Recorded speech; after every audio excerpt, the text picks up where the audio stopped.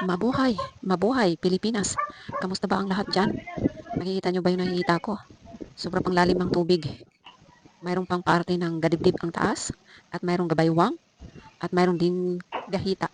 So, hindi pantay-pantay ang pagtaas at pababa. 'Di ba? Nag-i-spaghetti pataas pababa ang baha. Kasi dito banda sa Medulo ay medyo mataas pa talaga. Hindi kasi nawawala ng tubig diyan. Tapos, ganun din doon sa may bandang dulo. Pagka nag-anuhan, nag-high tide, sobrang taas na din. So, dito, stagnant na ang tubig dyan. Isang taon na. Matutuyo lang siya sa sandali lang.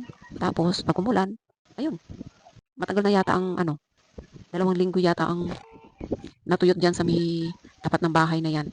So, wala na talagang hindi mo alam kung may pag-asa pa ba or meron or wala.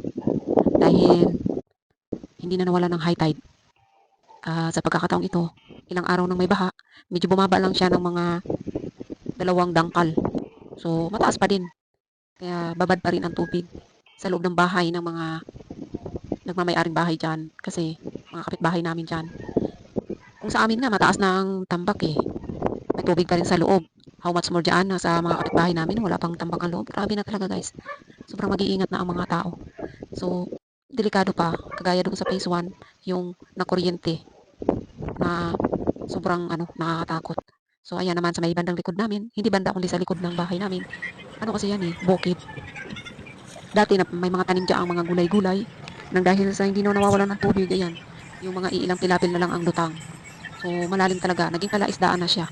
So, hindi alam kung hanggang kailan ang tubig ay huhupa. Dahil ang panahon ngayon, kabuwanan ng tag-ulan talaga. Kabuwanan ng pagbaha. So, maraming mga isda dyan sa mga palibot na yan.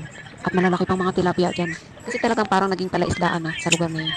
So, sana mag-iingat ang lahat at maging mga residente. Kasi nga, kahit saan, may baha.